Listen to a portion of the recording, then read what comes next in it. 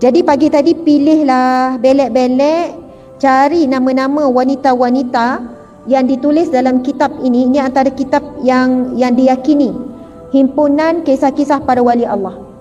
Jadi jumpalah beberapa nama wanita yang dimasukkan dalam senarai wali Allah. A'udzu billahi minasyaitonir rajim. Tajuk yang kita nak bawakan ini, subhanallah, teladani wanita syurga.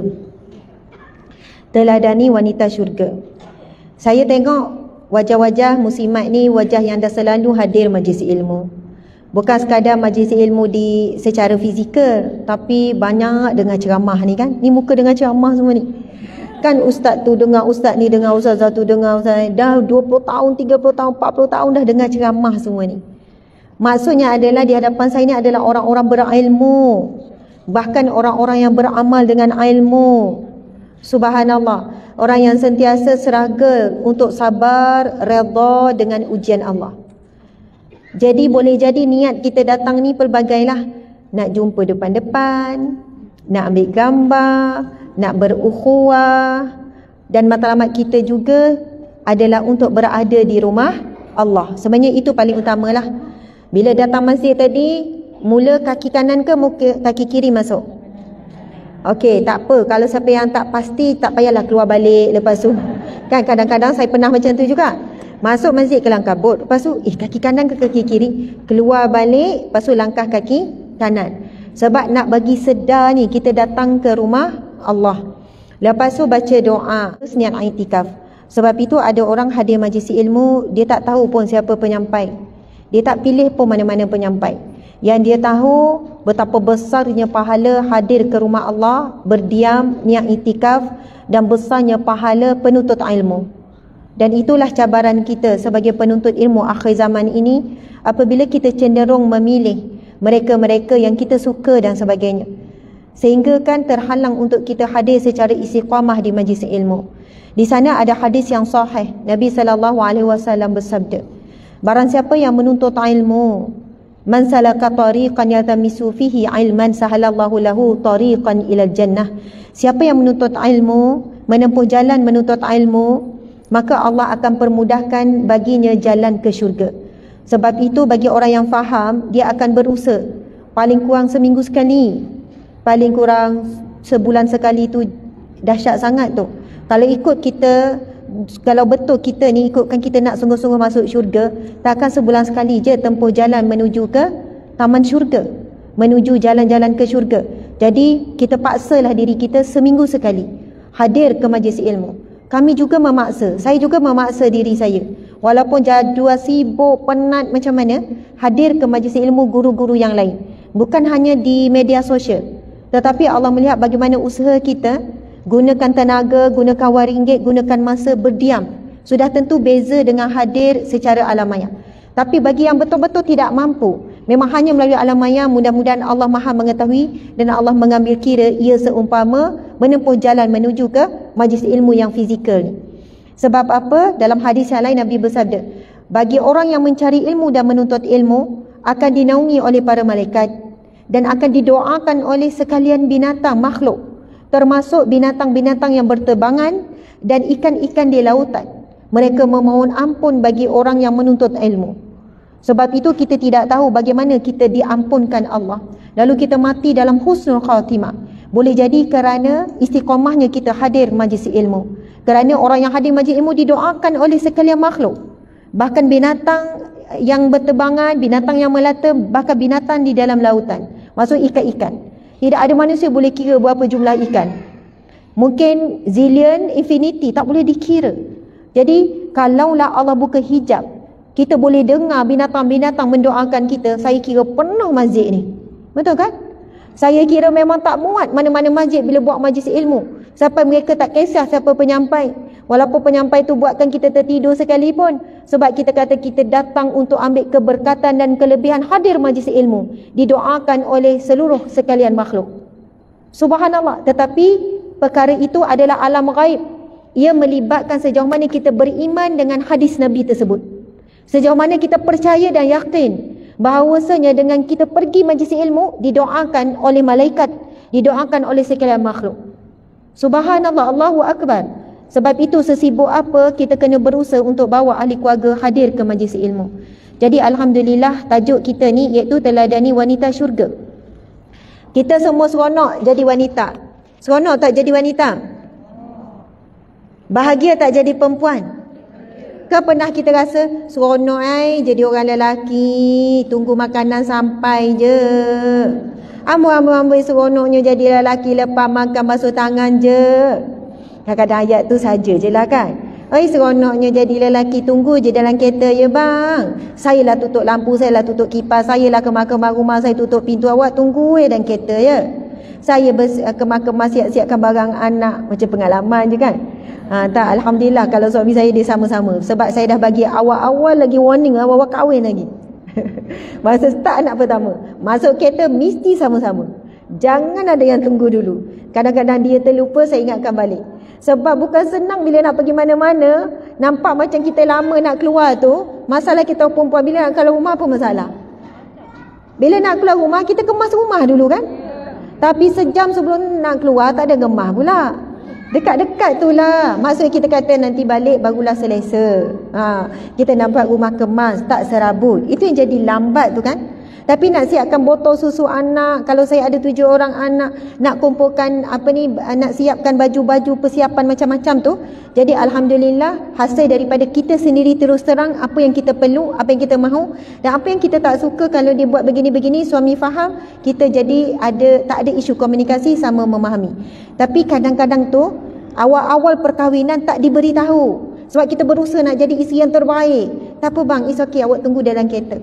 Kita pun terkocok-kocok. Kalau dah masuk anak ketiga ke anak keempat, dah lama nikah baru kita nak berbunyi, kadang-kadang itulah yang susah untuk difahami. Jadi ya subhanallah, kita sebenarnya adalah makhluk terindah ciptaan Allah. Makhluk perhiasan terindah. Ini disebut dalam hadis Nabi. Ad-dunya mata'un, dunia adalah perhiasan yang sangat indah. Allah ciptakan dunia ni sangat indah. Wa khairu mata'iha, dan seindah-indah perhiasan al-mar'atu salihah, adalah wanita yang salihah. Nabi tak sebut lelaki yang saleh. Tetapi bila sebut perhiasan, sebab apa Nabi sebut dunia ini perhiasan? Sebab orang semua suka perhiasan. Semua orang suka benda-benda yang indah. Mata kita kan suka tengok benda yang indah. Kalau kereta cantik pun kita tertarik. Cantik kereta. Walaupun kereta kancil. Tapi dia punya design, dia punya body kit, dia buat lawa-lawa. Cantiknya rumah, walaupun rumah kecil. Cantiknya hiasan, walaupun ruang tamu kecil saja. Cantiknya dapur, cute-nya. Maksudnya memang fitrah manusia Allah jadikan suka melihat yang cantik dan suka dilihat cantik. Subhanallah, tetapi Allah sebut yang paling indah adalah wanita yang salihah. Pernah Rasulullah ditanya. Sebelum itu Rasulullah bertanya dulu, wahai Abu Bakar, apa yang kamu suka daripada bahagian dunia? Abu Bakar pun jawab, apa yang aku suka sekian-sekian. Lalu ditanya pula kepada Saidina Umar, apa yang kamu suka daripada bahagian dunia? Sekian-sekian. Lalu bila ditanya kepada Rasulullah, ya Rasulullah, apa pula yang kamu suka daripada bahagian dunia ini ya Rasulullah? Kemudian Rasulullah jawablah beberapa perkara, antaranya adalah wanita yang salihah. Maksudnya Nabi suka tu bukanlah Nabi nak seramai mungkin, Nabi tergilakan wanita salihah, tidak. Maksudnya Nabi meletakkan betapa besarnya kedudukan dan keistimewaan menjadi wanita yang salihah, dan itulah bahagian dunia yang indah. Allahu Akbar. Confuse kita tengok kan, belakang berdiri dua. Okey tak tu Ustaz? AJK okey. Lepas tu muncul sini pula. Saya rasa macam saya dikepung. Macam bukan nak tangkap saya ke apa ya. Tak ada. Saya ada tauliah ya, wilayah ada, Selangor ada, Negeri Sembilan ada. Okey. Rupanya nak check je. Mungkin nak check ni. Sebab masjid baru kan, set up apa semua. Okey Ustaz. Ustaz buka sekejap senyum pun saya rasa lega dah. Sebab takut Ustaz nak marah kat saya, Ustaz tak nampak kan. Dah senyum, tengah senyum. Okey. Muslimin muslimat dimati Allah sekalian, mula-mula saya nak kita buka buku, tak apa, sahabat-sahabat tak ada, ini salah satu kitab, namanya ada Hilyatul Awliya. Hilyatul Awliya, sejarah dan biografi ulama-ulama salaf, ataupun sejarah dan biografi para wali Allah, para awliya, wali Allah. Siapakah wali Allah? Wali Allah adalah mereka yang di kalangan orang yang bertakwa, orang yang soleh, orang yang mentaati perintah Allah dan meninggalkan larangan Allah. Sebab itu kalau kita tengok definisi wali Allah, boleh jadi di kalangan kita ni ada wali Allah. Masya Allah. Kita beranggap wali Allah ini adalah orang yang ada karamah, wali Allah ini orang yang ada kelebihan tertentu, wali Allah ini nak sampai satu tahap, wali Allah ini terlalu sukar. Memang betul. Bila kita tengok definisi yang diterangkan oleh para alim ulama tentang apakah maksud waliullah, waliullah membawa maksud cara umum orang yang dekat dengan Allah dengan mentaati segala perintah Allah dan meninggalkan larangan Allah. Mereka yang berusaha istiqamah berada pada jalan yang ini, apa larangan Allah dia tinggalkan, apa kewajipan dan perintah Allah dia berusaha buat tanpa apa-apa alasan. Inilah di kalangan para waliullah, iaitu mereka yang dekat dengan Allah Subhanahu Wa Taala. Jadi kita tak tahu di kalangan kita ni ada wanita yang sangat solehah, walaupun ada perkara yang dia tidak suka, tetapi ia perintah Allah dia tetap buat, kerana yang lebih utama apa yang Allah suka berbanding apa yang dia suka. Ada apa yang dia suka sangat, Allah tidak suka, dia tinggalkan.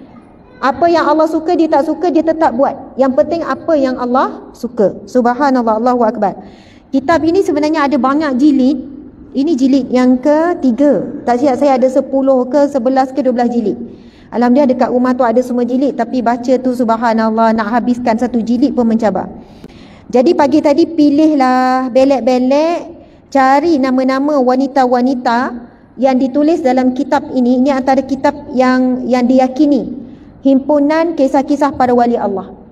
Jadi jumpalah beberapa nama wanita yang dimasukkan dalam senarai wali Allah yang hidup pada zaman Rasulullah sallallahu alaihi wasallam. Masya-Allah. Wanita yang pertama iaitu Asma binti As-Siddiq. Sebut nama Asma binti As-Siddiq. Siapa dia? Anak kepada Sayyidina Abu Bakar radhiyallahu anhu. Sayyidina Abu Bakar diberi gelaran khalifah. Muslimat sekalian, khalifah, apa maksud khalifah? Khalifah Abu Bakar, khalifah Sayyidina Abu Bakar. Kalau kita belajar bahasa Arab, khalafah itu maksudnya ganti. Khalifah maksudnya pengganti kepada Rasulullah. Jadi Abu Bakar diberi gelaran Khalifatul Rasulillah, pengganti kepada Rasulullah. Bukan pengganti kenabian, tetapi pengganti dari sudut kepimpinan, menyambung kepimpinan Rasulullah. Allahu Akbar. Dan Saidina Umar adalah khalifah kedua. Kalau ikutkan sebutan, dia dipanggil Khalifatul Rasulillah, pengganti kepada pengganti Rasulullah. Pengganti pertama Abu Bakar, pengganti kedua Saidina Umar. Kalau Saidina Uthman, dia jadi Khalifatul Rasulullah. Saidina Ali jadi lagi panjang.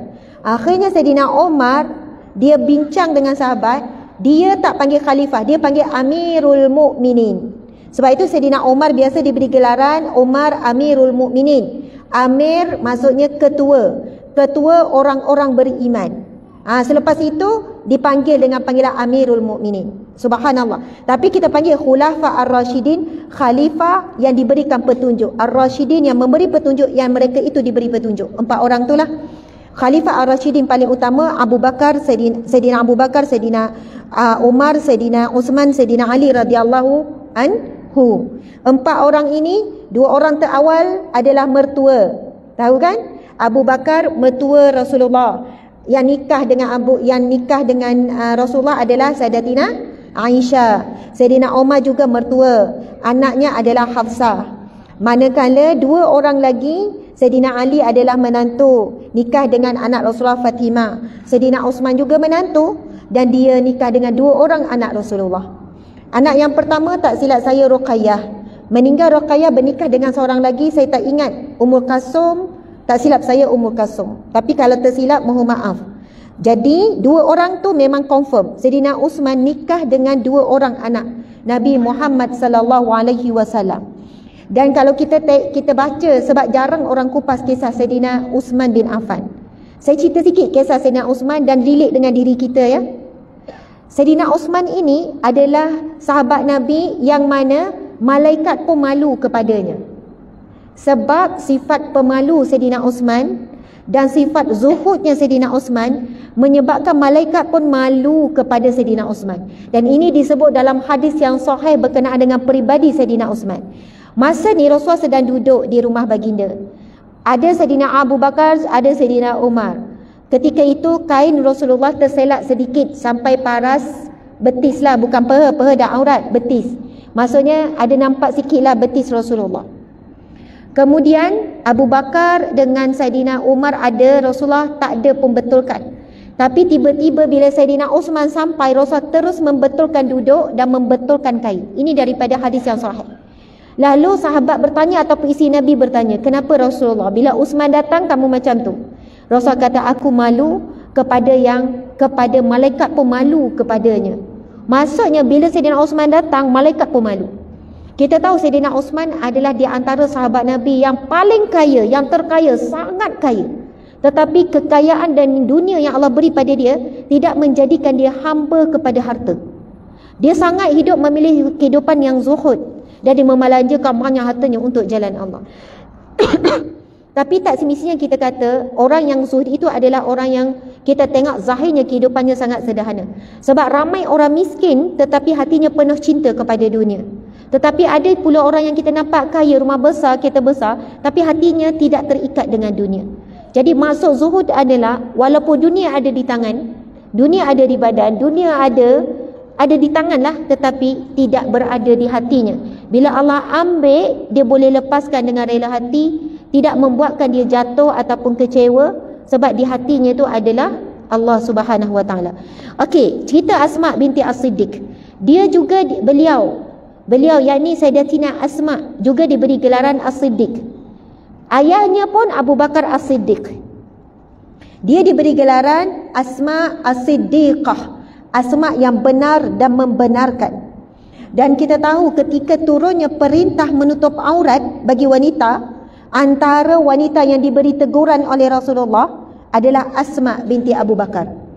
Dan ketika mula perintah hijab, subhanallah, kan perintah-perintah ni kan turun secara berperingkat. Mula bab akidah dulu, di mana di Mekah.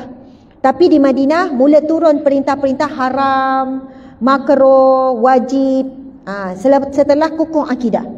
Bila turun perintah hijab, wanita-wanita di zaman tersebut yang asalnya hidup dalam jahiliyah, yang asalnya memang tak pakai tudung, yang asalnya memang tidak ada peraturan pemakaian pun bagi wanita, tapi bila turunnya perintah hijab, dikatakan wanita ketika itu terus mencari apa jua kain, termasuklah kain langsir ke, kain ala meja ke, kain kain tuala ke kalau kita boleh faham hari ini, ataupun kain cadar ke, kain selimut ke, terus menutup tanpa membantah sedikit pun perintah yang diturunkan oleh Allah. Terus tutup. Tetapi proses menyempurnakan tu makan masa, adalah satu proses. Sebab itu ada satu ketika Rasulullah berselisih dengan Sayyidatina Asma. Sebab ahli keluarga kan. Jadi ada berselisih kan bila jalan contohnya. Lalu Rasulullah SAW berkata, wahai Asma, sesungguhnya seorang wanita itu bila balik wajib menutup seluruh tubuhnya kecuali dua. Lalu Rasulullah menunjukkan apa? Wajah dan dua tapak tangan. Maksudnya tapak depan, tapak belakang. Dua tapak tangan maksudnya tapak depan, tapak belakang. Sebab itu semayang tak apa nampak ni. Dan Alhamdulillah sekarang kita dah ada upgrade. Saya panggil stongang, handsock kan. Stongang tu stokin tangan. Jadi stongan, stokin kaki, stoki, macam tu. Senang kan. Handsock bahasa Inggeris, stongang lah, stokin tangan. Bahasa ganung ngang, tangang. Jadi subhanallah, bagi saya ini sangat memudahkan bagi kita yang selalu bergerak. Tapi ada orang, dia memang boleh jaga walaupun tak pakai ni dia rimas. Tak pakai, maksud saya tak wajib pun pakai handsock ni. Stokin tangan ni, stokin lengan ni, tak wajib pun. Tapi jika kita boleh cover, kita tak banyak berurusan. Macam saya ceramah bergerak selalu ni, memang kena cover lah. Sebab itu ini bukan wajib. Kaki pun, stokin pun tak wajib kaki. Yang wajib adalah tutup kaki. Itu mazhab Syafi'i kita. Dan itulah pendapat yang paling kuat. Kaki juga adalah aurat. Siapa yang nak pegang kepada pendapat yang mengatakan kaki itu tidak aurat, kita hormati saja. Kita hormati pendapat itu. Tapi kalau kita nak keluar daripada khilaf, kita ambil bahawasanya kaki itu juga aurat, kita lebih tenang. Sebab mengambil yang lebih berat itu lebih selamat. Subhanallah. Walau bagaimanapun kita tetap menghormati mereka yang berpegang mengatakan kaki itu tidak aurat. Jadi sebab itulah ada orang dia rimas pakai stocking. Jadi dia pakai apa? Dia pakai baju labuh. Dia pakai kasut boot. Bukanlah boot macam nak pergi kebun tu, tapi kasut tu tinggi sikit. Lepas tu baju dia pula labuh. So bila dia jalan cover. Cukuplah tu syarat. Yang penting cover, tak nampak aurat. Boleh pilihan. Berkenaan dengan memakai pakaian yang labuh, ini ada perbahasan ulama. Jika memakai pakaian labuh kerana kesombongan dan kemegahan, itu yang dilarang. Dilarang. Maksudnya kan ada yang wanita pakai pakaian labuh kerana kemegahan ataupun kerana keangkuhan ataupun kerana kesombongan. Itulah yang dilarang. Tapi kita tengok orang Arab kan, kalau kita pergi Mekah, Mesir, Madinah, dia kan pakai labuh-labuh macam herit. Lepas tu dia salat. Sah tak solat dia? Sah. Sebab kotor, bukan najis. Kita kata, kan nampak ada buruh-buruh berak apa semua. Selagi mana tidak ada najis secara ain, secara jelas pada pakaiannya. Tapi kita rasa macam tak selesa lah. Rasa was. Subhanallah. Jadi kalau kita pakai labuh sikit sekadar dengan niat untuk tu, bukan untuk kemegahan, bukan untuk kerana kesombongan, maka ia tidak mengapa. Masya Allah. Muslimin muslimat yang dirahmati Allah sekalian, tentang pakaian yang dilabuhkan tu memang ada yang Rasulullah ditanya oleh seorang sahabat di kalangan wanita, kan, bila masih nampak kaki, lalu Rasul kata labuhkan sejengkal supaya boleh cover bahagian kaki tu. Jadi wahai muslimat terutamanya, kita berusahalah untuk menutup aurat kita seluruh tubuh kecuali muka dan dua tapak tangan. InsyaAllah kita menepati ciri-ciri wanita syurga. Okey, kita baca sikit. Asma binti As-Siddiq ni, dia diberi gelaran As-Siddiqah, yang membawa maksud benar, cerdas, yang sabar lagi penuh kesyukuran. Asma binti As-Siddiq yang merobek tali pinggangnya untuk mengikat kantung air Nabi SAW dan menggantungnya. Okey, hadis yang pertama berkenaan dengan kelebihan Asma binti Abu Bakar. Okey, kalau baca hadis ini dia panjang. Daripada Abu Bakar bin Malik menceritakan kepada kami, Abdullah bin Ahmad bin Hanbal menceritakan kepada kami, ayahku menceritakan kepadaku, Ibnu Numair, cerita panjang. Okey, hujungnya subhanallah, Hisham bin Urwah menceritakan kepada kami dari ayahnya. Ia berkata, aku pergi ataupun aku masuk, aku pergi ke tempat Asma ataupun ke rumah Asma. Muslimin muslimat, Asma binti Abu Bakar ada di kalangan sahabat Nabi yang paling panjang umur, antara yang paling panjang. Umurnya lebih kurang dalam 101 ke 102 tahun macam tu. Maksudnya mencecah 100 tahun. Dan ketika dia dah sampai hujung usia, ingatannya masih bagus. Dia tidak nyanyok, tapi matanya telah buta kerana banyaknya dia menangis saat hidupnya. Sebab itu dia selalu juga dirujuk oleh para sahabat. Zaman Rasulullah, wanita dirujuk oleh sahabat lelaki adalah satu suasana yang biasa. Sebagaimana Ummahatul Mukminat dirujuk, Ummu Salamah juga dirujuk, Sayyidatina Asma, Sayyidatina Aisyah juga dirujuk. Sebab apa? Mereka ini adalah orang yang dekat dengan Rasulullah.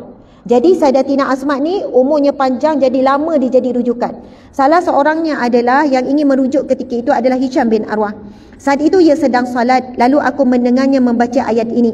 Maka Allah memberikan kurnia kepada kami dan memelihara kami daripada azab api neraka. Lalu dia memohon perlindungan kepada Allah, maka aku pun berdiri menunggu. Dia pun menunggulah sementara Asma memohon perlindungan daripada azab api neraka. Pagi tadi kuliah Riyadhus Shalihin saya ada kupas yang ni sikit. Sementara ia masih terus memohon perlindungan, lalu kerana aku rasa terlalu lama, aku pun pergi ke pasar. Kemudian aku kembali sementara ia masih lagi menangis dan memohon perlindungan.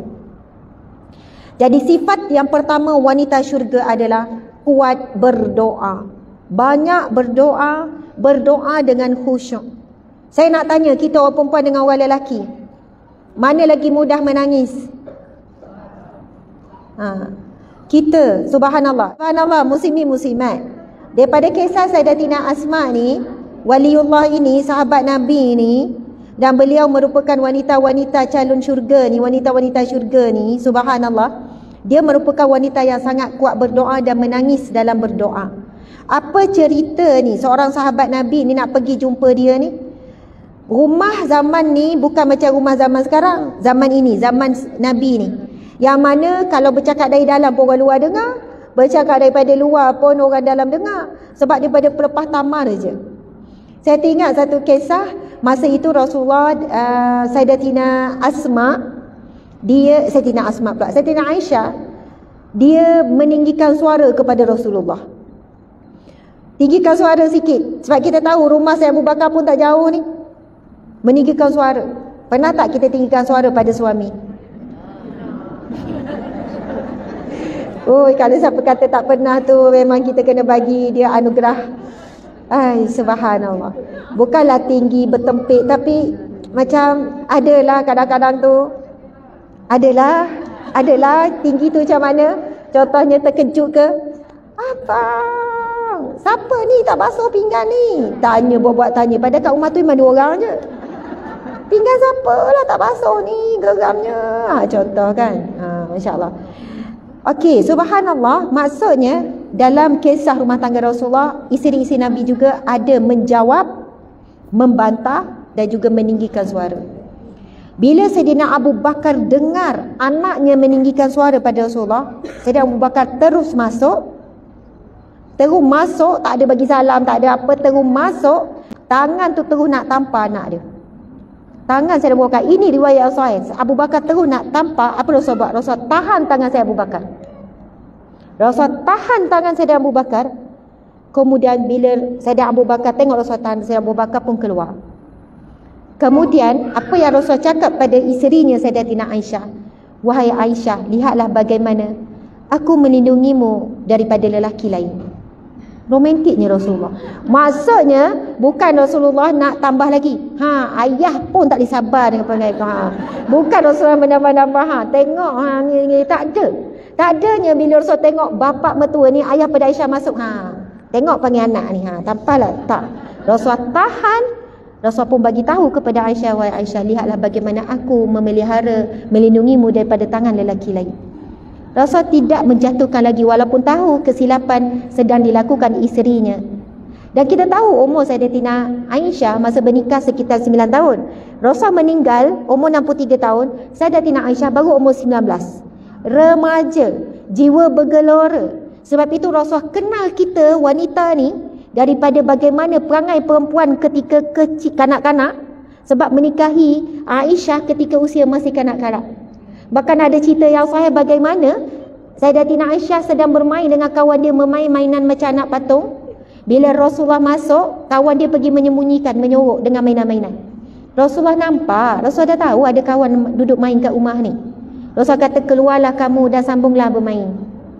Macam tu. Dan antara hikmah terbesar Sayyidatina Aisyah dinikahi dengan umur waktu muda, subhanallah, ibunda kita membesar di rumah kenabian. Dan kita tahu Sayyidatina Aisyah adalah isteri kecintaan, kesayangan Nabi.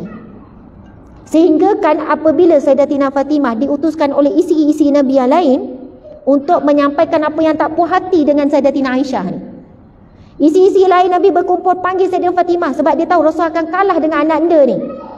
Kalah ni bawa hantaran utusan anak kesayangan Nabi, Sayyidatina Fatimah. Kita tahu Sayyidatina Fatimah adalah dikatakan wajah paling pirik Nabi, cara berjalan paling mirip Nabi, cara bercakap paling mirip, suara pun paling mirip. Dan inilah anak kesayangan Nabi SAW. Allah takdirkan juga cucu cicit daripada zuriat keturunan Sayyidatina Fatimah. Kumpul isi-isi ni, suruh Sayyidatina Fatimah menyampaikan apa tak puas hati. Sayyidatina Fatimah baru nak cakap masa itu Rasulullah di rumah Sayyidatina Aisyah. Sayyidatina Fatimah baru mula nak mukadimah cakap. Lalu Rasulullah cakap apa pada Sayyidatina Fatimah? Wahai Fatimah, adakah kamu mencintaiku, wahai Fatimah? Ya Rasulullah, wahai ayahandaku, sudah tentu aku mencintaimu. Sekiranya benar engkau mencintaiku, wahai Fatimah, cintailah orang yang aku cintai. Subhanallah, sweet sangat kan? Cintailah wanita yang aku cintai, iaitu Aisyah. Sayyidatina Fatimah terus tak jadi nak sampaikan apa utusan isi-isi lain Nabi. Isi-isi lain pesan suruh sampaikan. Subhanallah. Sebab ibunda kita Aisyah ada kelebihan dia. Walaupun kita dengar cerita cemburu dia, cerita pecahkan pinggang dia, cerita dia tinggikan suara, tetapi zuhud Sayyidatina Aisyah, dermawan Sayyidatina Aisyah, ilmu Sayyidatina Aisyah, akhlak Sayyidatina Aisyah yang lain tidak dapat ditandingi oleh isi-isi Nabi yang lain. Allahu Akbar, subhanallah. Tapi ibunda kita Sayyidatina Aisyah ni lebih dibesarkan dengan kisah-kisah yang kebudak-budakan tu, sifat-sifat tu. Rasulullah tidak pernah menafikan sifat kebudakan wanita. Betul tak kita orang perempuan, sifat budak-budak ada sampai tua? Sampai jadi nenek panggil budak-budak tu masih ada. Cuba tengok nenek-nenek wan-wan ni kan. Ni tak, ini wan dah ke tak? Ini muda lagi dah wan tak? Cuba tengok perangai cadar budak tu masih ada walaupun umur 60-70. Bila cucu balik, dia tiba-tiba hilang sakit pinggang. Dia berjadi muda 2-30 tahun. Dia pun main-main dengan cucu macam budak. Boleh kejar-kejar. Kadang dia punya emosi macam budak-budak lagi. Sebab itu Rasulullah tidak pun memandang ataupun memarahi mana-mana isi yang sedang menunjukkan kecemburuan. Rasulullah mengiktiraf cemburu wanita. Rasulullah menguruskan cemburu wanita. Rasulullah tak kata berdosa ni kamu cemburu macam ni. Apa perangai ni. Subhanallah, Allahu Akbar. Bagaimana ketika Sayyidatina Aisyah, dia melepaskan makanan yang dikirim. Kan kita tahu masa tu Rasulullah duduk di rumah Sayyidatina Aisyah. Lepas tu ada isteri lain Nabi saja je, isteri Nabi yang lain ni kan. Sama-sama isteri pun nakal. Kan gurau senda, nak tunjukkan kecemburuan. Kalau dah di rumah Sayyidatina Aisyah, kenapa nak hantar makanannya? Jadi bila ada isteri lain hantar makanan, Rasul di rumah Aisyah, bila Aisyah lah yang hidang, yang satu ni Nabi. Aisyah nak marah, Aisyah tak fikir dah masa tu ada sahabat Nabi. Aisyah lepaskan, lepas tu jatuh pecah kan. Adakah Rasulullah ambil pinggan mangkuk tu pergi marah kat dapur? Apa ni, jatuhkan pinggan depan orang ni, malu ni. Kalau kita buat macam tu tak tahulah apa yang kena. Sebab depan tetamu ni, kalau tak ada orang kat rumah lain cerita, depan tetamu ni. Tak tahulah, mungkin umur ibunda kita masa ni, Aisyah ini umur 15 ke 14 ke, tak tahu umur berapa masa ni. Saya tak cari kepastian masa berlaku peristiwa ni umur berapa. Lepas tu apa yang Rasul buat? Rasul kutip pinggang. Lepas tu Rasul kawin isteri tercinta ni dengan ayat apa pada sahabat-sahabat? Ibumu sedang cemburu. Cakap macam tu je, ibumu sedang cemburu. Lepas tu Rasul pergi kat dapur, Rasul serah pada tangan Aisyah, baik-baik gantikan pinggan yang baru. Tu je. So ganti, tukar pinggang ni. Jangan hantar yang pecah ni. Macam tu je. Rasul tak marah, apa cemburu tak boleh kontrol ni, apa over sangat ni, apa perangai yang tak boleh jaga, tak. Rasul menyantuni dan menguruskan cemburu seorang wanita. Sebab itu suami yang bijak, suami yang faham, suami yang ada akhlak seperti Rasulullah, tak seperti pun ikut sikit jadilah. Dia tak akan buat main-main perkara-perkara gurauan poligami tu, dia tak akan buat main. Sebab tahu perempuan sensitif. Walaupun perempuan itu poligami ataupun belum dipoligamikan, tahu apa yang perempuan akan cemburu, dia tak akan buat. Dia hormati perasaan seorang wanita. Wanita pun hormati perasaan seorang lelaki. Subhanallah. Okey, maaf ya, cerita tu macam sambung-sambung kan, tapi seronok kan dengan cerita kan. Daripada cerita kita dapat sesuatu, kita dapat ibrah. Okey, kembali kepada cerita Sayyidatina Asma ni. Sebab itu tak pelik bila Sayyidatina Asma solat, lepas tu dia baca doa, orang kat luar rumah dengar. Sebab rumah kecil-kecil je zaman tu, dinding dengan pelepah tamar saja. Jadi bila dengan Asma duduk berdoa dengan menangis-nangis, mohon perlindungan daripada api neraka, dia tunggu lama sangat, tak berhenti-henti, dia pun buat keputusan pergi pasar. Lepas selesai pergi pasar, selesai beli urusan, dia patah balik. Asma masih lagi tak berhenti menangis, meminta dilindungi daripada api neraka. Maksudnya di sini, antara ciri-ciri wanita salihah, lamanya dia berdoa meminta dengan Allah dengan khusyuk. Dan ia sangat dekat dengan kita. Sebab saya rasalah antara perempuan dengan lelaki, kalau buat berdoa ni, wallahu a'lam. Ke saya perasan je. Cuba kita ingat-ingat balik antara kita dengan suami. Agak-agak lah yang lebih macam nampak khusyuk berdoa, kita ke suami? Hari perasaan sedunia ya. Hari wanita sedunia. Wallahu a'lam, mungkin karakter lelaki kan macam tu. Kadang-kadang tu kan, orang lelaki kan dia baca doa berlagu kan. Saya kata tak yalah berlagu, tak berapa khusyuk. Tapi okey je sebenarnya berlagu, tak ada masalah. Cuma kita kan ya Allah tolonglah. Kita nak macam tu kan. Tapi berlagu pun dia kata kalau dia tak baca berlagu nanti dia tak ni. Saya pun kadang saya kata gini, macam mana kalau saya minta dengan abang, contohlah panggil abang ya, contoh awak lah. Kalau saya minta dengan awak berlagu macam mana? Abang nak keropok lekor satu, nak keropok. Contohlah. Saya kata macam mana kalau saya minta dengan awak berlagu-lagu? Boleh tak? Belikan saya. Tapi kalau saya minta dengan awak, bang keropok lekor satu tak logik. Maksudnya kesungguhan meminta tu, dia disusuli dengan nada meminta yang bersungguh tu macam mana? Dengan kesungguhan body language. Subhanallah, kita kaum perempuan bila macam ada benda yang besar nak minta, dengan nangis, dengan membayangkan, bila sebut nama anak rasa sebab. Tapi situasi tersebut jarang juga kita nampak pada lelaki, sebab dia macam relax, cool je. Ya Allah, ya Rahman, okey. Amin ya rabbal alamin. Macam confirm dimakbulkan. Insya-Allah. Subhanallah, muslimin muslimat. Jadi kerana perempuan ni dia lebih kuat dari segi emosi. Emosi juga dibawa dalam doa. Itu sangat bagus. Kena bawa emosi tu dalam doa. Kadang-kadang bila kita diuji dengan ujian yang berat, masa solat pun kita bergegar, badan kita tahan nangis kan? Nangis. Sebab kita bawa emosi tu. Jadi gunakan kekuatan emosi wanita ini. Emosi tu bukan lemah. Emosi kalau guna pada waktu yang tepat, ia ada satu kekuatan. Jadi tak apalah kalau suami kita ataupun mana lelaki berdoa dengan selamba, berdoa dengan santai, berdoa dengan ringan-ringan. Kita tak boleh nak paksa dia ada emosi yang sama lebih kuat dengan kita. Jadi kitalah gunakan kekuatan itu untuk menghadirkan khusyuk. Subhanallah. Berdoalah sungguh-sungguh. Yang pertama, mohon perlindungan daripada azab api neraka. Sebagaimana kisah Sayyidatina Asma ni. Kalau kita tengok Sayyidatina Asma ni, Masya Allah, kalau kita telusuri kisah sirah hidup dia, suami dia Abdullah bin Zubair meninggal dulu. Kemudian anak dia suaminya Zubair bin Awam, Abdullah bin Zubair anaknya. Cuba kita tengok antara perbualan dia dengan anaknya, Masya Allah. Saya baca pagi tadi ni rasa nak menangis bagaimana indahnya perbualan. Subhanallah, Abu Usamah menceritakan kepada kami, Hisham bin Urwah menceritakan kepada kami daripada ayahnya, ia berkata, aku dan Abdullah ibn Zubair masuk ke tempat Asma. Abdullah bin Zubair ni anak Asma binti Abu Bakar lah. Anak Asma lah. Aku ni siapa? Hisham bin Urwah. Dia cerita, aku dan Abdullah ibn Zubair masuk ke tempat Asma, iaitu 10 hari sebelum terbunuhnya Ibnu Az-Zubair. Sebelum terbunuhnya anak ni yang masuk berjumpa dengan ibu ni. Sebelum terbunuhnya Ibnu Zubair, iaitu Abdullah bin Zubair. Saat itu Asma sedang sakit. Lalu Abdullah berkata, bagaimana perasaanmu? Maksudnya kawan dengan anak dia ni yang bernama Abdullah ni datang ziarah emaknya sedang sakit. Lalu si anak bertanya, Abdullah bertanya, bagaimana keadaanmu? Lalu Asma menjawab, sakit.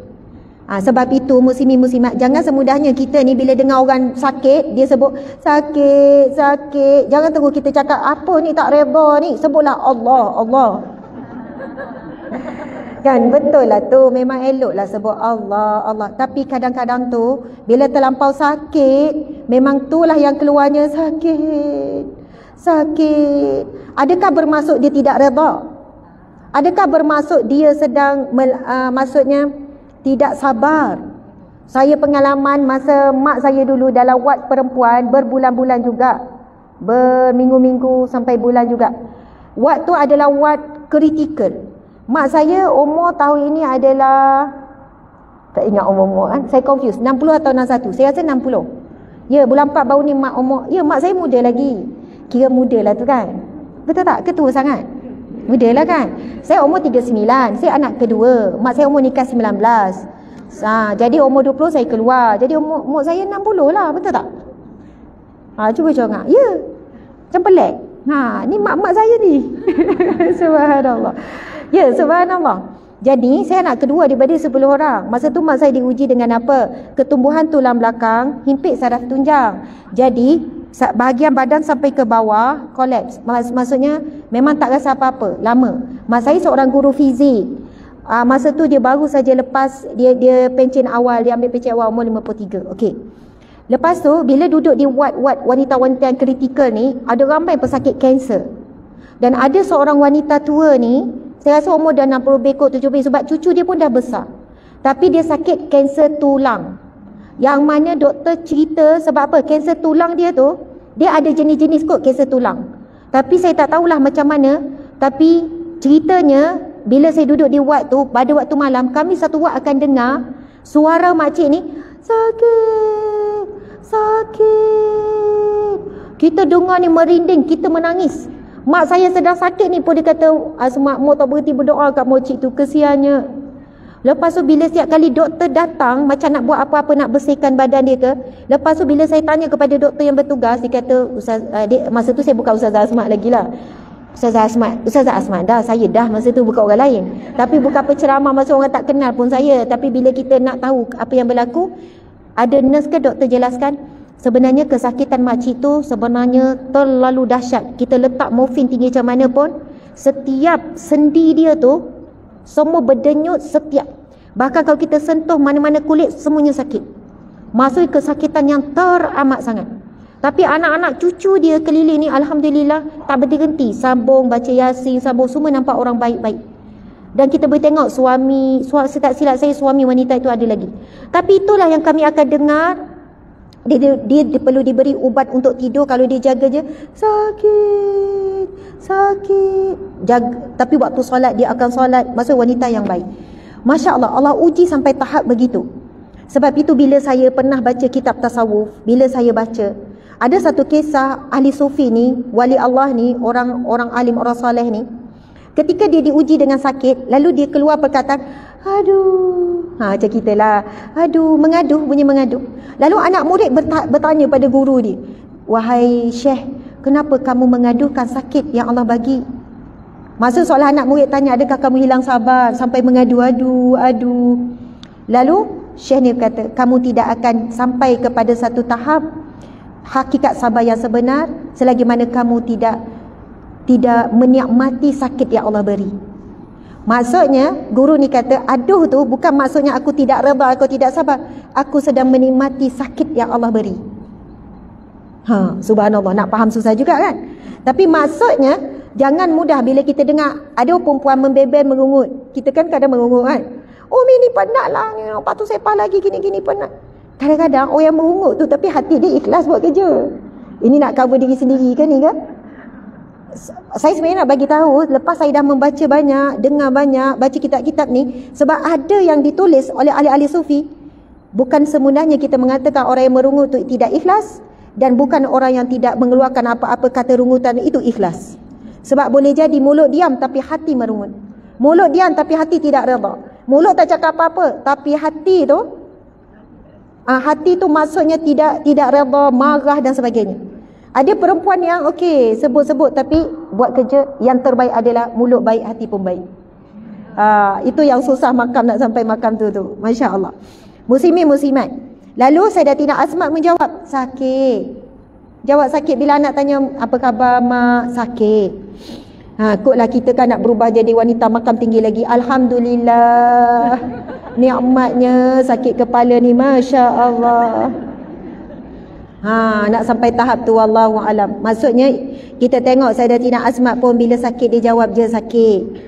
Ibnu Az-Zubair berkata, sesungguhnya di dalam kematian ada kesembuhan. Mak ni cakap sakit. Lepas tu si anak jawab apa? Sesungguhnya dalam kematian ada kesembuhan. Apa perasaan mak bila anak cakap macam tu? Tahu tak apa yang Asma jawab? Apa yang Asma jawab? Ini daripada riwayat sahih ni, bagaimana perbualan ibu dan anak. Asma pun berkata, nampaknya engkau menghendaki kematianku. Kerana itu yang engkau harapkan, janganlah engkau lakukan. Lalu aku menoleh kepada Abdullah, lalu aku tersenyum. Memang betul lah, Asma kata, oh kau nak aku matilah, ibarat macam tu lah kan. Nampaknya engkau menghendaki kematianku. Asma berkata, engkau mengharapkannya, janganlah engkau lakukan. Asma tegur elok-elok anaknya.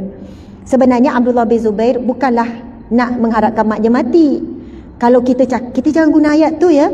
Ini dua-dua ni waliullah ni, Abdullah bin Zubair sahabat Nabi ni. Jangan kita ziarah orang sakit, apa khabar sakit, InsyaAllah nanti dah mati hilanglah sakit. Oi, tak boleh. Kita kena faham perbualan ini, kita kena tengok sampai hujung. Hebat sangat apa yang disebut oleh Sayyidatina Asma ini. Asma lalu berkata, demi Allah, aku tidak ingin mati hingga datang kepadaku berita tentang salah satu daripada dua kemungkinanmu. Sayyidatina Asma jawab, demi Allah, aku tidak ingin mati kecuali aku dapat dua berita daripadamu, iaitu engkau terbunuh lalu aku mengharapkan pahala. Sebab masanya Abdullah bin Zubair datang jumpa Asma ni nak pergi ke medan perang. Sama ada engkau terbunuh lalu aku akan dapat mengharapkan pahalanya, atau engkau menang lalu hatiku senang keranamu. Hendaklah engkau jangan sampai dikemukakan suatu strategi.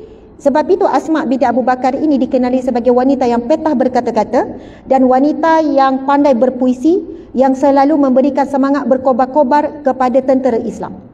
Apa yang disebut kepada anak-andanya? Hendaklah jangan sampai dikemukakan satu strategi lalu engkau setuju, namun engkau menerimanya kerana kamu takut mati.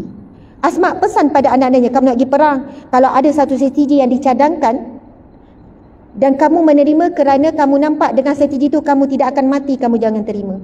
Maksudnya kalau terima satu strategi cadangan daripada sahabat-sahabat panglima perang ke, terimalah strategi itu dengan istikharah daripada Allah.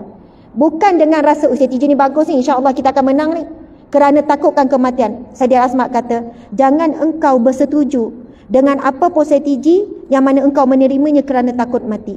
Lalu setelah itu datanglah berita terbunuhnya Ibnu Az-Zubair, sehingga hal itu menyedihkannya, dan saat itu dia telah berusia 100 tahun. Dan dikatakan dia meninggal, Sayyidatina Asma meninggal 2 hari ataupun beberapa hari saja selepas anaknya Abdullah bin Zubair meninggal. Dan kalau kita tengok kisah Sayyidatina Asma, dialah wanita pertama yang melahirkan anak selepas hijrah. Ketika hijrah daripada Mekah ke Madinah, perjalanan yang sangat bahaya, dikejar oleh musuh, melalui jalan kaki, melalui padang pasir, dia sedang sarat mengandung. Sampai saja di Madinah, dia melahirkan anak. Dan anak dia, Abdullah bin Zubair inilah anak pertama lahir setelah peristiwa hijrah. Dan kadang sarat mengandung juga, dia naik ke Bukit Sur. Siapa pernah daki Bukit Sur, angkat tangan. Siapa pernah daki Bukit Sur? Kan saya pernah buat video, pernah tengok tak saya daki Bukit Sur tu kan? Jabal Nur, Bukit Nur, tempat Gua Hira, siapa pernah naik? Okey, ada berapa orang naik Jabal Nur? Jabal Nur sudah sangat mencabar, tinggi berbatu-batu. Tapi Jabal Sur mencabar dia berkali ganda, sebab dia kena naik 2 bukit. Dan laluan ke Jabal Sur tak macam Jabal Nur, dia dah ada macam tangga sebab dah ramai orang naik. Tapi Jabal Sur batu-batu tajam. Itu setelah 1500 tahun, jarak 1400 tahun. Dah ramai yang naik pun. Tapi ketika itu Jabal Sur tidak pernah manusia naik ke bukit ke Gua Sur. Sebab itu para musuh tak pergi ke Gua Sur. Nabi Muhammad SAW dengan Abu Bakar bersembunyi. Sebab apa? Para penjejak, pembunuh upahan, orang kafir Quraisy yang cari Nabi Muhammad dan Abu Bakar untuk dibunuh, mereka kata apa? Mustahil ada manusia akan pergi ke Jabal Sur. Sebab itu gua yang tak pernah manusia sampai. Itu gua yang binatang-binatang berbisa. Sebab itu padahalnya jarak ke Bukit Sur itu dalam lebih kurang 2 km je daripada maksudnya tak jauh pun daripada Masjidil Haram, tak jauh pun daripada kota Mekah, tetapi tidak pergi. Mereka tak cari sebab bagi mereka tak logik. Jadi bayangkan seorang wanita yang sarat kan, dengan suasana yang sangat bahaya pada waktu malam, pergi mendaki bukit yang sangat bahaya untuk menghantar bekalan makanan. Itulah semangat juang Sayyidatina Asma, yang mana saya sendiri belajar dengan nama saya pun Asma yang diberikan oleh ibu dan ayah. Semangat juang itu jugalah saya cuba tanam dalam diri. Masya Allah, Allahu Akbar. Okey, muslimin muslimat yang dirahmati Allah sekalian, pengajarannya banyak dan kita ambil kekuatan doa. Saya tahu masa sudah habis kan, sepatutnya saya sudah pukul 11. Sekarang pukul berapa, Dik? Oh, saya sepatut habis 11.30. Sekarang 11.48. Jadi dah lebih banyak masa sangat dah. Kita berhenti pukul 12 ya. Lebih kurang dah 10 minit lagi. Masya Allah. Oh, kehadiran di live lebih kurang dalam 3,500. Alhamdulillah, terima kasih yang turut hadir sama. Okey, muslimin muslimat, saya rasa saya nak baca daripada buku ni pula. Sebenarnya ada satu kisah Ar-Rumaisah Ummu Sulaim. Ummu Sulaim ni dia bernikah dengan seorang lelaki. Kisah kedua dalam kitab ini adalah, ini kisah para wali Allah, dia campur semua. Wali Allah, sahabat-sahabat Nabi, para salafus saleh, daripada perempuan dan juga lelaki. Kisah kedua dalam kitab ini iaitu Rumaisah Ummu Sulaim. Ar-Rumaisah Ummu Sulaim. Ummu Sulaim ni seorang wanita yang dilamar oleh orang kafir, oleh orang bukan Islam. Dan orang bukan Islam yang melamarnya namanya adalah Talhah. Subhanallah, suaminya nama Abu Talhah, namanya Abu Talhah. Abu Talhah maksudnya ayah kepada Talhah, anaknya diberi Talhah lah nama Abu Talhah. Abu Talhah ni masa nak menikahi Ummu Sulaim, dia belum masuk Islam. Ketika dia nak meminang Ummu Sulaim, dia menawarkan beberapa harta yang sangat berharga. Ummu Sulaim tolak. Ummu Sulaim minta maharnya adalah pengislamanmu. Kamu masuk Islam, itulah mahar. Jadi siapa yang masuk Islam kerana nak menikahi wanita Islam, kita tak boleh cakap, oh dia masuk Islam sebab nak nikah. Ini berlaku pada zaman Rasulullah. Walaupun pernikahan itu masuk Islam atas dasar nak nikah, itu adalah asbab. Hakikatnya Allah memilih untuk dia diberi hidayah. Subhanallah. Jadi, dan kalau kita tengok kisah Ummu Sulaim ni, muslimin muslimat, ada kisah masyhur. bagaimana Ummu Sulaim berjaya menguruskan emosi saat anaknya meninggal. Kalau baca kitab ini ada 3 riwayat tentang kisah. Jadi saya cerita sikit lah. Boleh cerita sikit ya? Okey, cerita banyak pun tak apa ya. Masya Allah. Puan pula sambung bercerita ya. Muslimin muslimat, saya gurau ya. Masa ni dikatakan Abu Talha pergi musafir ataupun keluar, wallahu alam, mungkin pergi berniaga ke, pergi ke perang ke, buat kerja dakwah, wallahu alam. Salah seorang anak mereka meninggal dunia yang masih kecil. Lalu apabila Abu Talha balik, Abu Talha bertanya kepada isterinya Ummu Sulaim, bagaimana keadaan anak kita? Ummu Sulaim kata dia baik-baik sahaja. Lalu Ummu Sulaim mempersiapkan dirinya. Sebelum itu Ummu Sulaim bagi pesan kepada jiran-jiran ataupun adik-beradik keluarganya, jangan sesiapa bagi tahu keadaan anaknya yang telah meninggal dunia kepada suami dia Abu Talha, kecuali aku sendiri yang beritahu. Lalu subhanallah, Ummu Sulaim pun memperindahkan dirinya, memberikan makanan yang terbaik dan melayani suaminya. Dan pada malam itu mereka melakukan hubungan suami isteri. Pada waktu pagi, Abu Talha pergi tanya lagi tentang anak. Lalu saat ini Ummu Sulaim menjawab, wahai suamiku, apa pandanganmu sekiranya seseorang meminjam sesuatu, lalu apabila yang memberi pinjam itu mahu ambilnya kembali, lalu dia enggan pulangkan? Lalu Abu Talha jawab, itu tidak adil. Mana boleh buat macam tu? Dah kalau tuannya nak, pulangkanlah balik. Lalu Ummu Sulaim jawab, itulah yang berlaku kepada anakmu. Yang memberi pinjaman telah mengambilnya kembali, iaitu Allah telah mengambil anak. Bila Abu Talha mendengar, subhanallah, Abu Talha terus rasa marah. Rasa macam marah lah. Ada riwayat mengatakan Abu Talha tak marah. Abu Talha terus mengucapkan inna lillahi wa inna ilaihi rajiun. Ada riwayat mengatakan Abu Talha macam sedikit kecewa, bukanlah marah macam mana. Kenapa sampai tak terus cakap soalan macam itulah? Kenapa makan dulu, siap bersama apa semua? Apa yang dibuat Abu Talha pergi bertemu dengan Rasulullah. Ya Rasulullah, apa pendapatmu tentang apa yang berlaku ni? Apa pendapatmu tentang Ummu Sulaim ni? Apa yang dibuat padaku ini? Lalu Rasulullah terus mendoakan, semoga Allah merahmati malammu pada malam tadi. Lalu pada malam melakukan hubungan tu, Allah Subhanahu Wa Taala mengurniakan seorang anak yang diberi nama Abdullah bin Abi Talha. Subhanallah. Maksudnya subhanallah, kisah yang kedua Ummu Sulaim ni banyak kisah dia, kelebihan dia, sifat dia.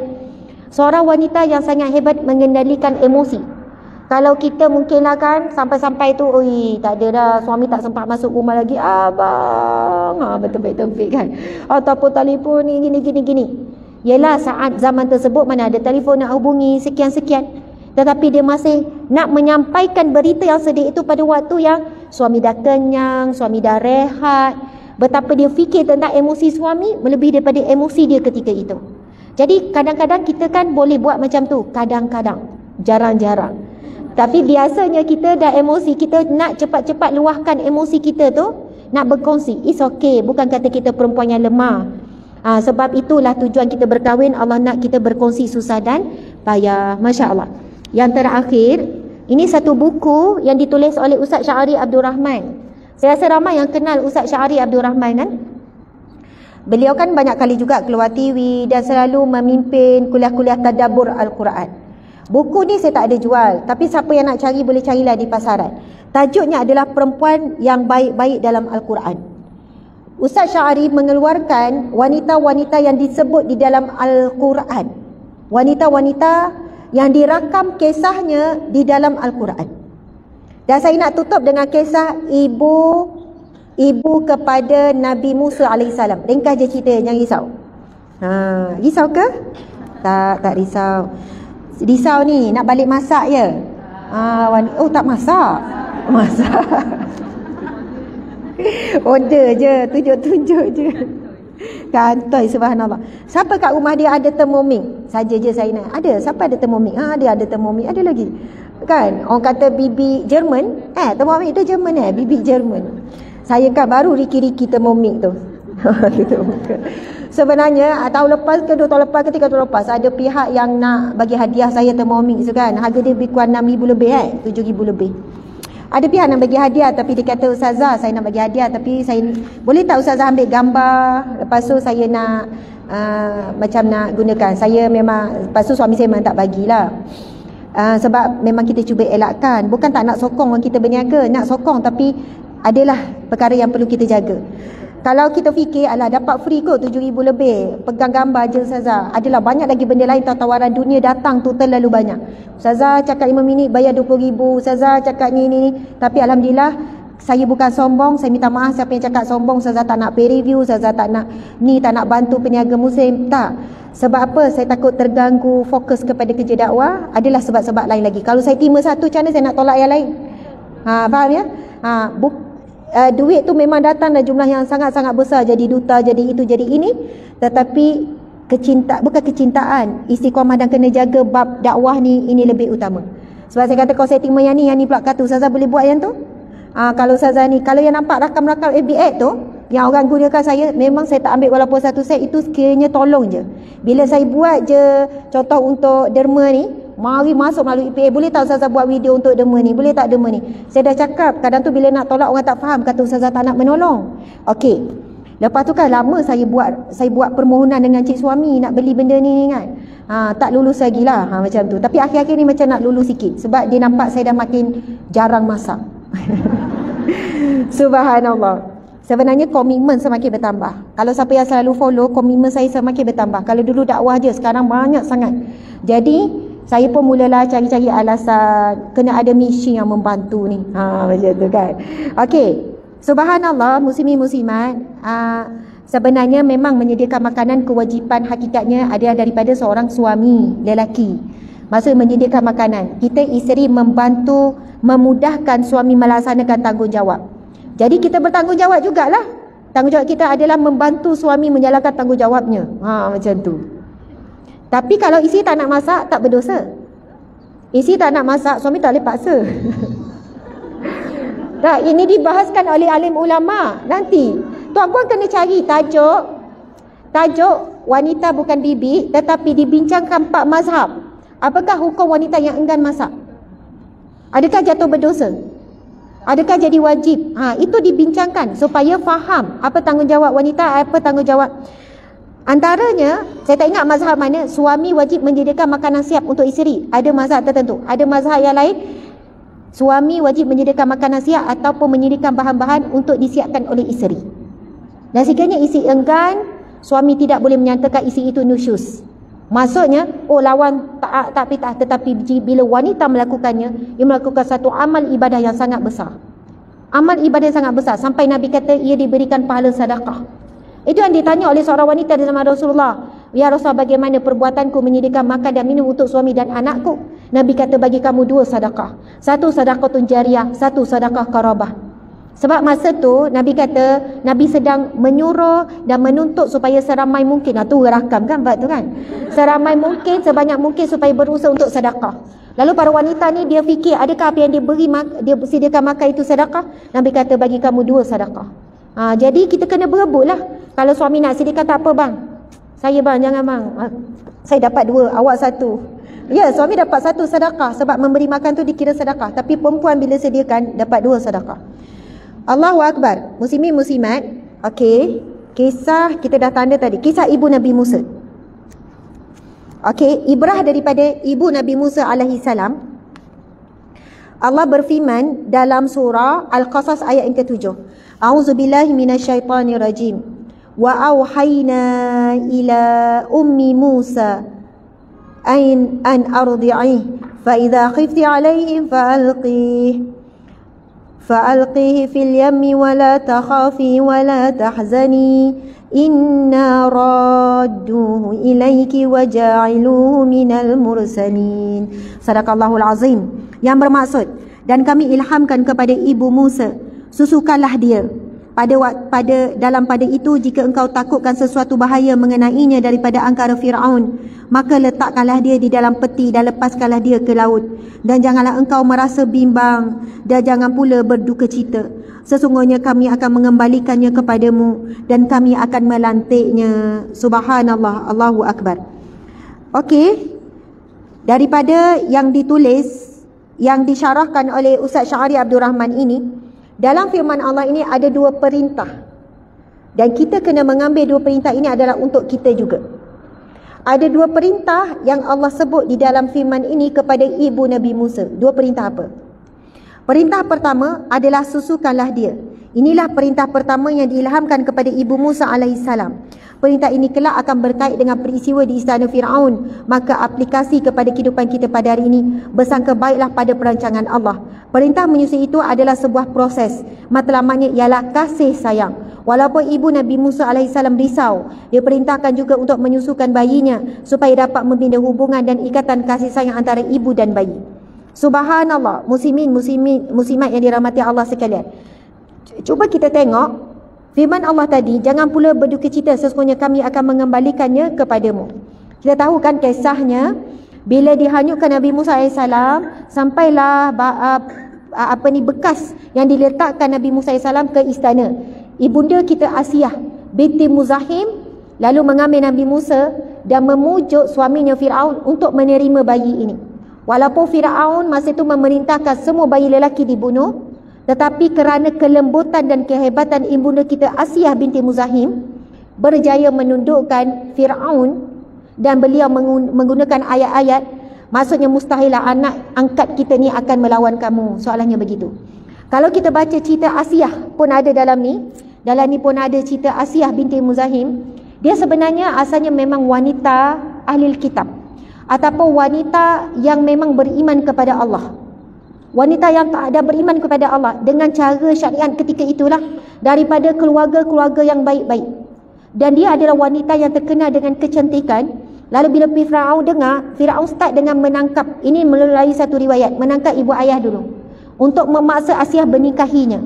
Bila Asiyah menikahinya, wallahu alam, tetapi ada riwayat mengatakan ketika setiap kali Firaun nak mendatangi Asiyah, digantikan dengan jin yang menyerupai Asiyah. Maksudnya Allah menjaga kesucian Asiyah ni, seorang wanita yang salihah, dan kekejaman ataupun kezaliman Firaun semakin berkurang sejak bernikah dengan Asiyah. Asiyah bukan hanya satu-satunya isteri Firaun. Subhanallah. Maksudnya wanita ni kita ada kelembutan. Kita boleh susun ayat yang cantik-cantik. Walaupun Firaun lelaki yang begitu dahsyat kekejaman, kita tahu Firaun dia bunuh rakyat dia biasa selamba je.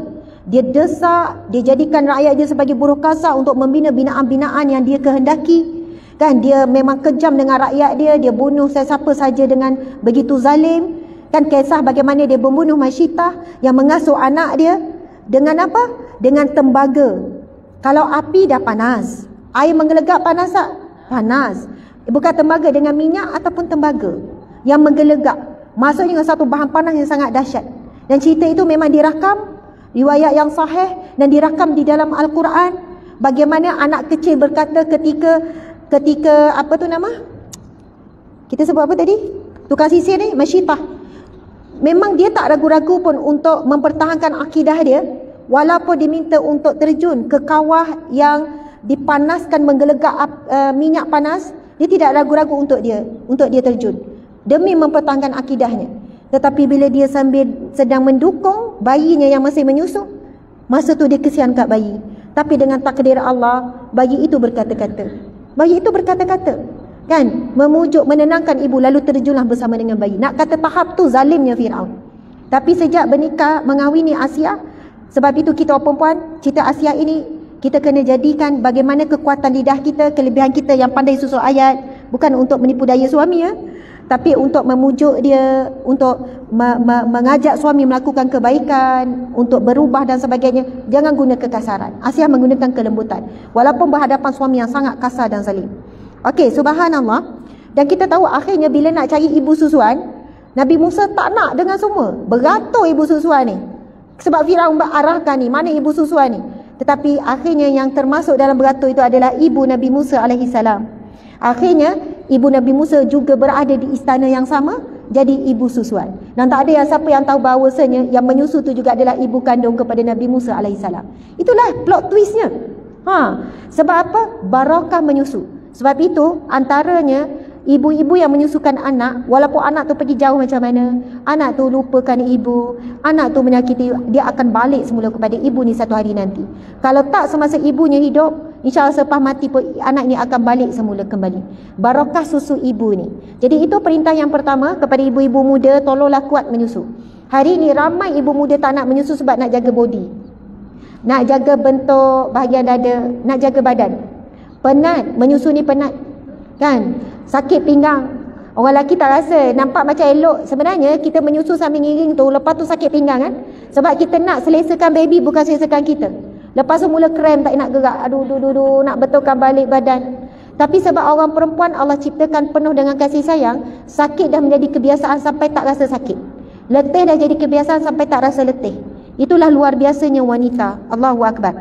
Larangan kedua di dalam ini adalah, dua larangan yang Allah ilhamkan kepada ibu dan Musa ialah larangan supaya jangan rasa bimbang dan jangan rasa bersedih. Wala takhafi wala tahzani. Ar-Razi mengatakan kalimah at-takhafi merujuk pada perkara yang akan berlaku, manakala kalimah al-hazan merujuk kepada perkara yang telah lepas. Dengan erti kata lain, jangan bimbang pada perkara yang akan berlaku dan jangan bersedih atas perkara yang lepas.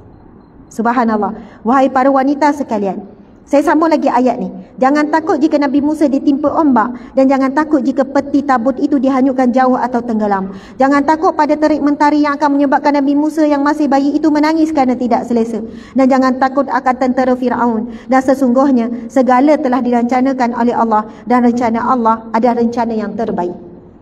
Wahai para wanita sekalian, ada dua yang selalu mengganggu hati kita. Pertama, perkara-perkara yang menyedihkan. Ia melibatkan perkara yang dah lalu. Betul atau tidak? Yang kedua, perkara yang membimbangkan. Ia melibatkan perkara yang akan datang. Dalam firman Allah ini, Allah menyebut dua perkara ini. Larangan kepada ibu Nabi Musa. La takhafi wa la tahzani. Wa la takhafi wa la tahzani. Jangan kamu takut dan jangan kamu bimbang.